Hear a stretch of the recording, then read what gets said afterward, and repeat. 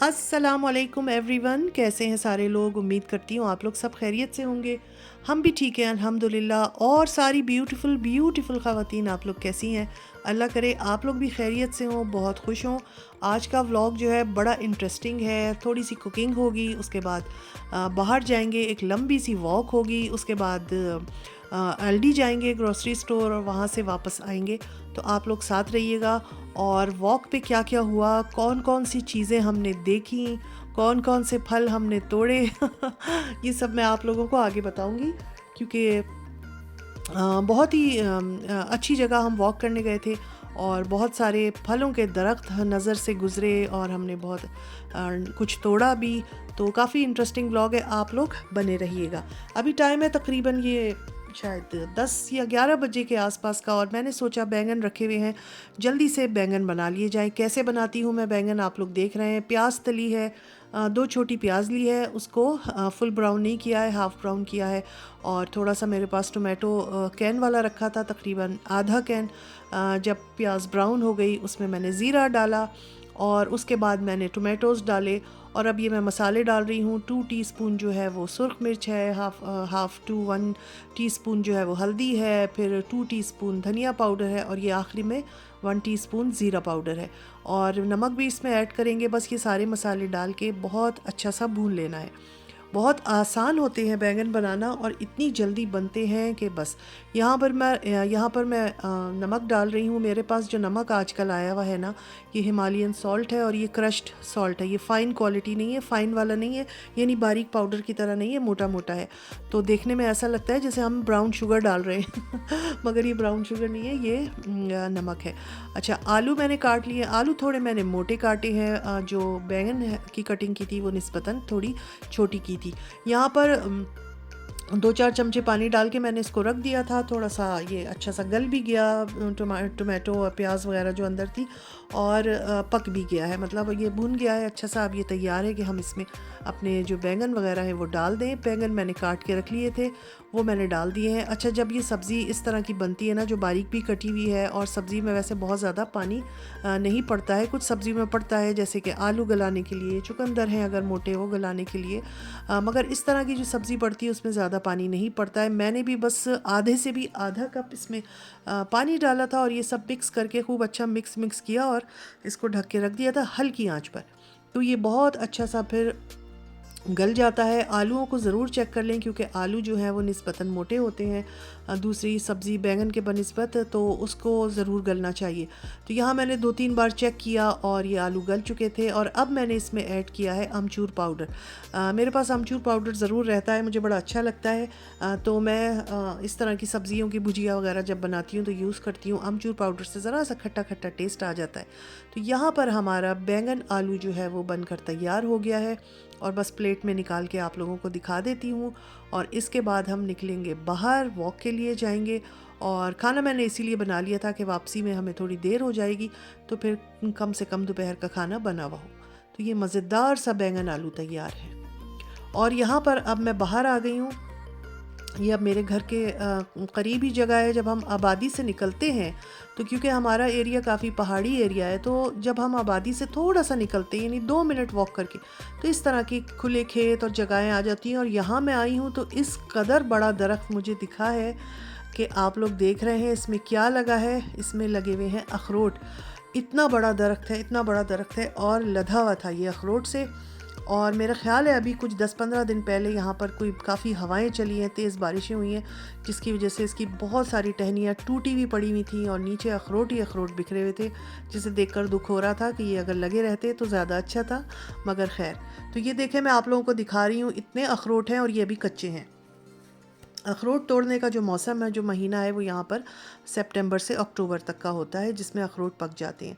तो ये देखें, मैं इस रास्ते से आई हूँ रोड से, और यहाँ पर ये वाला जो दरख्त है बहुत बड़ा सा जो है ये लगा हुआ है।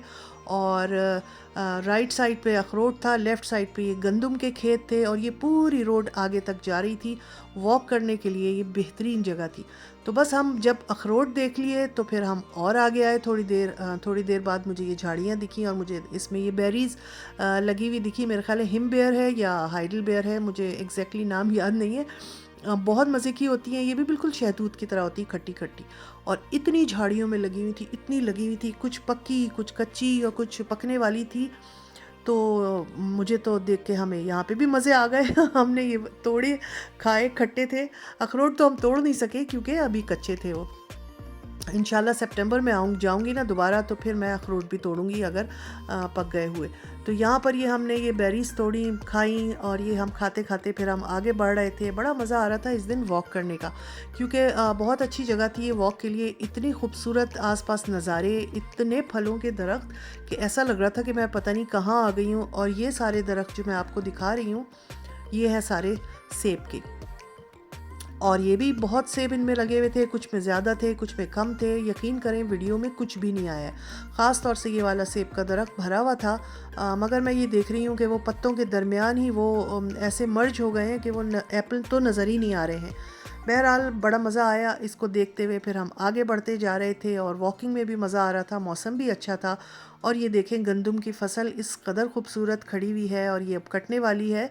मगर क्योंकि इस दफ़ा गर्मी नहीं पड़ी है ज़्यादा, सिर्फ 1 हफ़्ते की गर्मी पड़ी थी जर्मनी में, तो ये भी, इसमें भी वो रंग रूप नहीं आया, वरना ये पूरी गोल्डन होती है और बड़ी अच्छी लगती है। तो मैं यही देख रही थी कि इस दफ़ा गर्मी ना पड़ने की वजह से गंदम की फसल में वो बात नहीं है जो कि हमेशा होती है। अच्छा, वो जो आबादी नज़र आ रही है, वहाँ पर हमारा घर है, और वहाँ से चलते चलते चलते चलते हम यहाँ तक आ गए हैं। वॉक के लिए निकलते हैं आजकल हम लोग, तो अक्सर मुख्तलिफ़ रास्तों पे चले जाते हैं। तो इस दफ़ा हमने ये रास्ता चूज़ किया। मेरे हस्बैंड कहने लगे कि चलो चलते हैं, थोड़ी दूर पे आल्डी यानी कि ग्रॉसरी स्टोर भी है, वहाँ भी चले जाएंगे। तो मैंने कहा हाँ, क्यों नहीं, चलते हैं। और चलते चलते चलते चलते काफ़ी दूर निकल आए थे, और रास्ते में फिर हम लोगों को एक जगह ये भरा हुआ दरख्त एक और फलों से नज़र आया। तो मैं फिर इसके करीब गई, तो मैंने देखा ये क्या है। तो भाई यहाँ पर लगे हुए थे ये छोटे छोटे आलूचे। अब मुझे नहीं पता ये आलूचे कहेंगे या क्या कहेंगे। ये आलू बुखारे की तरह की गोल गोल से होते हैं, और जो बहुत ज़्यादा पके हुए थे वो बहुत मीठे थे, और जो ज़रा कम पके हुए थे वो खट्टे मीठे थे, और छोटे छोटे थे, बड़े मज़ेदार। यहाँ भी मैं रुकी, मैंने कहा भाई मैं यहाँ पर भी वीडियो बनाऊँगी, और मैं अपने व्यूवर्स को दिखाती हूँ कि आज की वॉक में तो भाई मज़ा ही आ गया। इतने फलों के दरख्त, इतने फल मैंने देखे एक साथ। तो यहाँ पर ये मैंने तोड़े हैं और मैंने इनको साफ़ करके खाया। इतने मज़े के थे, मैं आप लोगों को क्या बताऊँ। और मैं अपने हस्बैंड से यही कह रही थी कि भाई यहाँ तो अब थैलियाँ वैलियाँ लेकर आना पड़ेगा। हम अपने बैग्स वगैरह कोई लेकर आएंगे, और यहाँ से कभी आलू बुखारे तोड़ेंगे, तो कभी सेब तोड़ेंगे, तो कभी बेरीज तोड़ेंगे। तो ये करते कराते, और ये जी मैं आल्डी आ गई हूँ। और इतना दूर था ये, तकरीबन 2 से 2.5 किलोमीटर चल के हम आए हैं, मगर रास्ता पता भी नहीं चला। अच्छा, ये देखिए जो मैं अभी आलूचे मैंने तोड़े थे ना, वही बिल्कुल चीज़ यहाँ पर रखी हुई है। 299 की मेरे ख्याल है, ½ kg है। और मैं यही देख रही थी कि देखो अभी हम रास्ते में इसको छोड़ के आए हैं, और यहाँ पर ये नज़र आ गई मुझे। तो एलडी में आप लोग देख रहे होंगे ना कि बंदा ना बंदे दी ज़ात बंदा ना बंदे दा पुत्र, यानी कि कोई भी नहीं है। बहुत कम लोग थे, क्योंकि मैंने आप लोगों को जैसे अपनी एक पिछले व्लॉग में भी बताया था कि भाई लोग सब गए हुए हैं, छुट्टियां हो गई हैं, कोई अपने मुल्कों को गया हुआ है, कोई गर्म इलाकों की तरफ गए हुए हैं। और हॉलीडेज़ में तो यही होता है। तो मुझे भी काफ़ी फ़र्क लगता है जब मैं ग्रॉसरी स्टोर्स पे जाती हूँ या बाहर निकलती हूँ, तो मैं देखती हूँ भाई सन्नाटा सन्नाटा है। और यहाँ पर ये देखें, इतने खूबसूरत फ्राइंग पैन और पतीलियों के सेट। आल्डी मुझे इसलिए बहुत अच्छा लगता है। यहाँ पे खाने पीने की चीज़ों के अलावा घर की चीज़ें भी बहुत अच्छी डिस्काउंट पे मिल जाती हैं, बहुत अच्छी आई हुई होती हैं। और ख़ास तौर पे उस वक्त आई हुई होती हैं जब लेनी नहीं होती है और जब लेनी हो कोई चीज़ तो हम ढूंढते हैं, उस वक्त नहीं होती है। तो यहाँ पर भी बड़े मज़े मज़े की चीज़ें हैं, लकड़ी के बोल्स और देगचियाँ, फ्राइंग पैन, इसके अलावा कटिंग चॉपिंग बोर्ड, और बहुत बहुत कुछ सॉक्स और कपड़े वगैरह, पता नहीं क्या क्या आया हुआ था।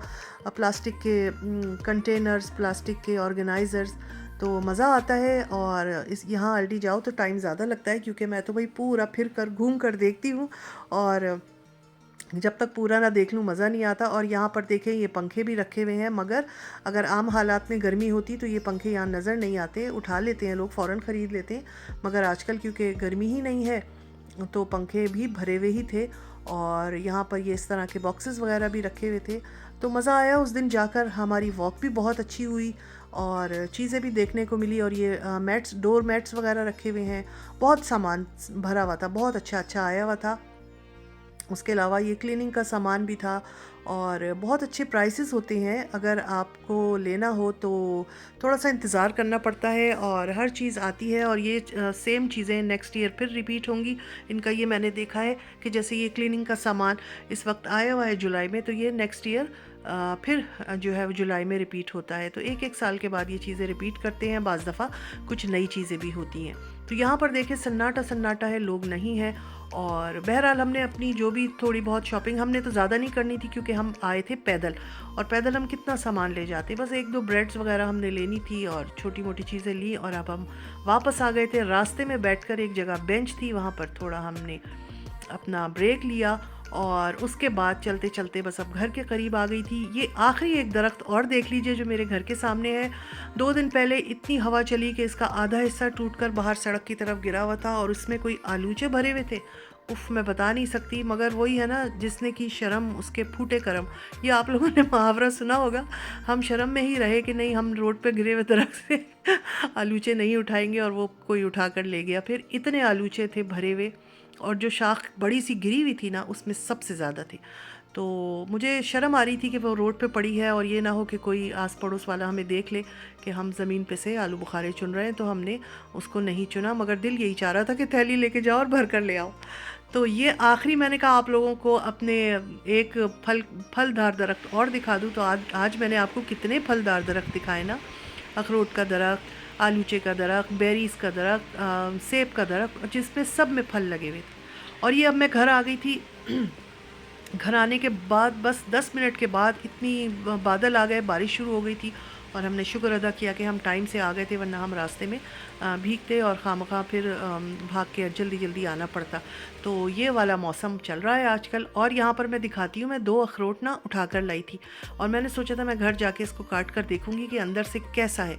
तो ये मैं अभी अखरोट में ये ले आई हूँ, और ये इतने सख्त नहीं थे क्योंकि अभी कच्चे हैं। तो मैंने इसको काटा और देखिएगा अंदर से ये कैसा निकलता है। ये देखिए, अभी इसका वो जो कहते हैं ना मगज़, वो बन गया है, मगर सिर्फ ये अभी कच्चा है। और जब ये पक जाएगा तो इसके ये जो खोल है इसमें भी सख्ती आ जाएगी और वो ब्राउन ब्राउन सा हो जाएगा। अब इसको खुश्क किया जाता है और फिर ये हम तक खाने के उसमें पहुंचता है। तो ये मैंने आप लोगों के लिए सोचा था कि ज़रूर मैं दिखाऊंगी। तो चलिए जी, ज़रूर बताइएगा। यही था मेरा आज का व्लॉग। इंशाल्लाह फिर मिलूँगी अपने नेक्स्ट किसी व्लॉग में। अपना ख्याल रखिएगा। अल्लाह हाफिज़।